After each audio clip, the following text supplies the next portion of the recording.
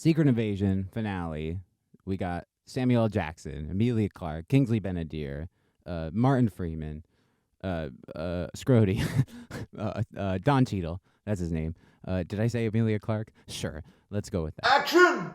Welcome back to Coming This Summer, everybody. Here we are. Secret Invasion is over. We got finales up the wazoo. The one thing right off the bat, it was very weird seeing Kingsley Benadir get absolutely into his role in this show, and then watch him singing and dancing in the Barbie movie last week was very jarring. But let's get into it. So we start off, Nick Fury's hunting Skrulls, man. He's going to New Skrullos. He's going to go give he's not hunting Skrulls. He's trying to give Gravik the harvest, which is the DNA of every superhero in the battle of Endgame against Thanos.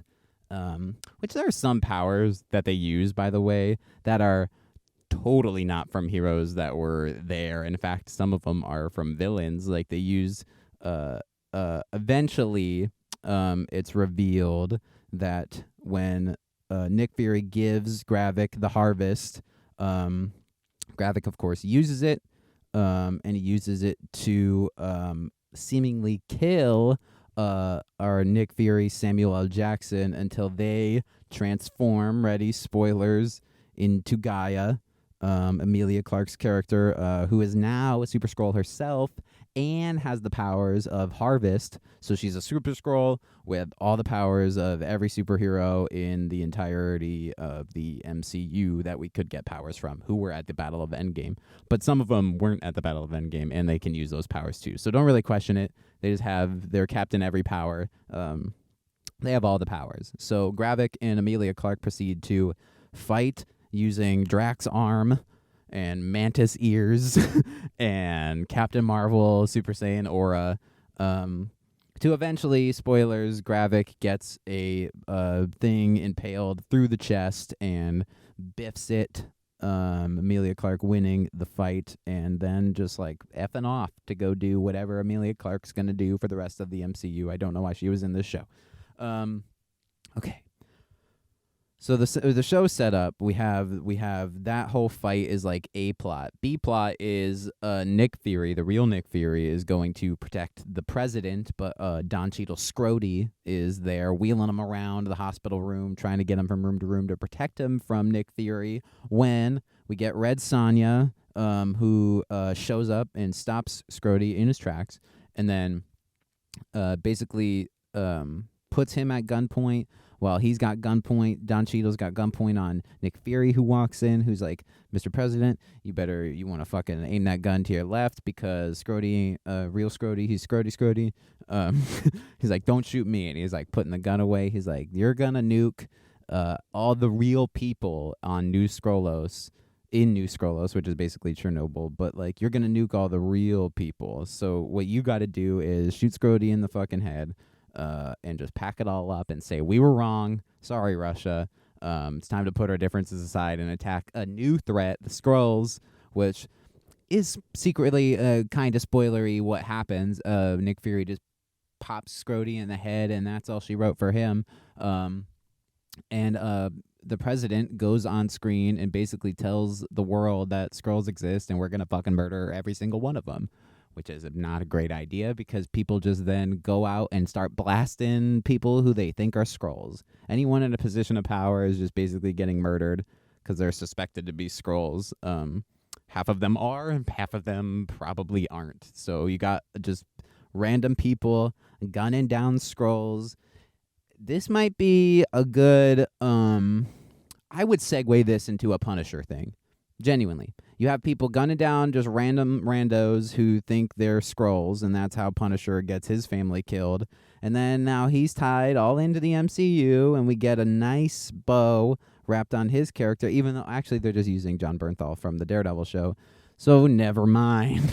But I just thought they used the word like vigilante, so I feel like that's segueing into maybe Daredevil's new season will be about stopping these people who are like murdering all the guys and like officials and people of power in the world because they think they're Skrulls. I want to talk about the president. I think he was kind of a waste in this show, especially because Harrison Ford is supposed to be the president in Captain America 4.